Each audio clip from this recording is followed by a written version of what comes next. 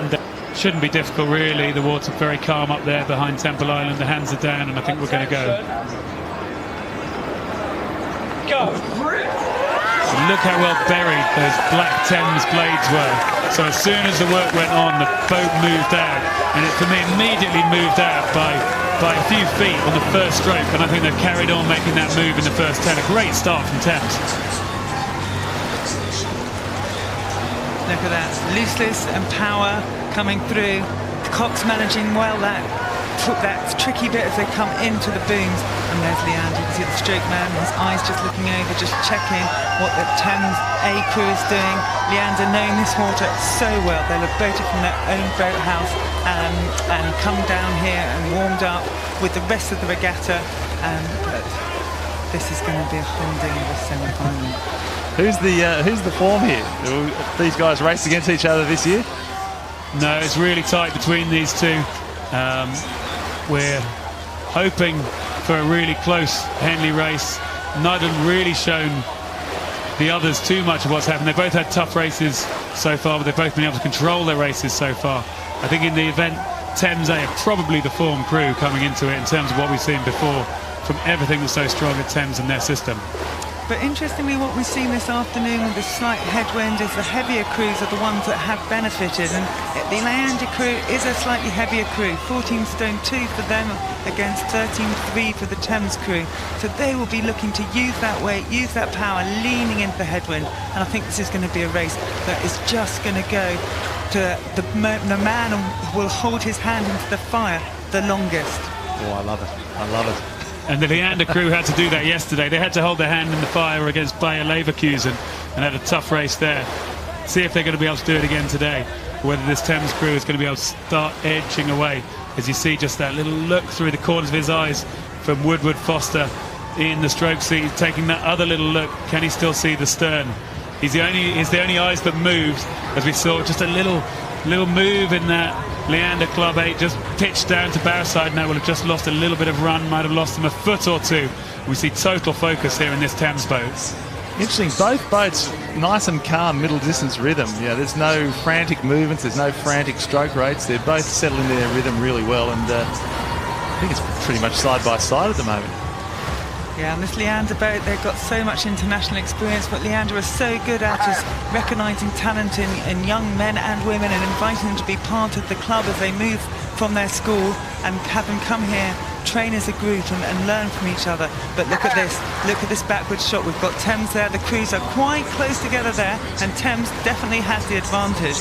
Vlad there, Cox, will have just noticed that, and you can see his rudder just came on and he's got his boat back up and straight. I think that was good to make a small correction from Thames, and now they look like they've made that correction and made a push, and they're looking to try to move away before Forley, before that halfway mark where that flag is going to drop next to the number two signalling to the following boat that it's Thames on station number 2 who are in the lead. The flag drops, the stewards in that following launch will stop the watches or take the lap time and radio that back to see how fast they're going. We see them there passing the time across, writing it down and then radioing it back so it can get broadcast across the stewards' enclosure. And a big move now from Thames. They've really continued that move through this middle section of the race. Yeah, and Sanders Smulders, the coach there, he's been directed by Ben Lewis. I can see Ben Lewis sitting there. He's had a busy afternoon, already watched Thames B, watched his other Thames boat get beaten, and then this boat come in, and he'll be delighted with what he sees at the moment.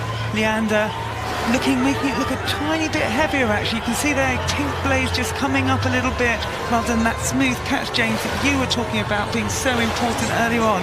Thames just coming down a little bit sharper for each catch. Yeah, absolutely. Thames are looking great there. They might have bumped the rate up a point and a half through that push as well, and it's paid great dividends for them now. Just great focus and determination on all of those faces. Just as they come out over their riggers. I'm looking at Callum Johnson in the 4 seat there without the sunglasses. You can just see an unshakable look, unshakable stare, looking at the back of Harry Higginbottom in front of him, and he's not taking his eyes off anything else. He's just churning it out, stroke after stroke. And that's what Thames have been able to do through this really key third quarter. As they pass Remenham Club, they'll be getting the extra cheer and getting more out of it. I've got myself confused between the two boats. I'm sorry, it's Orlando Nixon in the Thames boat and it's Sky Landon. This is the Leander boat. and it's pain on their faces rather than that determination on the Thames boats. Yeah, interesting. Leander, Nixo, Thomas Phelps and Flatteker, they're all on gap years. They've come down to Thames, they've based themselves at that London Rowing Club, and the three of them will be taking places at Ivy League universities. And what an opportunity for them. This is a young Thames crew, but what a positive group and what a positive climate that this club has managed to create. Look at that boat there, really stable. It's a very well balanced, blades beautifully in sync and nice and level as well. They're rowing beautifully. It couldn't look much better, could it? The hull there just moving smoothly across the water. The riggers stable, no jump. Sometimes you see the riggers jump up and down when the rowers square and feather their blades, but none of that. It's just quiet and smooth, and just a massive move from Thames. Oh, I mean, that's beautiful, isn't it? Look at the cover that Thames are achieving at the moment. They're using their weight brilliantly. The bit we talked about coming back onto your feet and just letting the boat make some of the effort for you. This long Henley course, this headwind, they're going to have to work for a longer time than they're used to, but they'll be used to training those long distance on the tideway. And with Thames A and Thames B, which perhaps we're going to see in the final, they will have practiced pieces against each other on a Saturday morning, on a Friday night. They will have worked hard to achieve this today. A couple of strokes to go. Doing it easy. So like you say, it won't feel easy, but it'll feel great. They'll feel the pain in their legs. They'll know how hard they've had to work really in that second half of the course. But fantastic for Thames. The arms are going to go up. They're going to be cheering. They're going to be excited. Brilliant. See Alex Morris crossing the finish line there, Ian Hurley, and you can't miss the family Phelps there watching from the progress board. Thomas Phelps, the second to last man to cross the line. And success there in the Thames Challenge Cup for Thames over the crew from Leander. Go. And look at that now, that start you talked about, that power and that first stroke. I've been sitting on the start, Greg, and I've seen so many boats just fall back a bit as they take that first stroke. Thames completely locked, moved forward from that first moment. Well, for anyone who's been with us all afternoon, Mark Hunter was pretty clear on some of those younger crews we saw who weren't burying their blades and were sitting there with the blades only half under the water.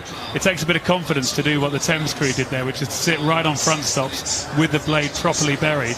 But if you do that, then when you actually press with your legs, the boat actually moves, rather than the first thing you do is just to cover the spoon. And Thames did that so well, and you saw it right from stroke one, they started moving. Thames A, Thames B, when did that last happen in a Thames final? Please come back to us on Twitter with the answer. There is now a limited service between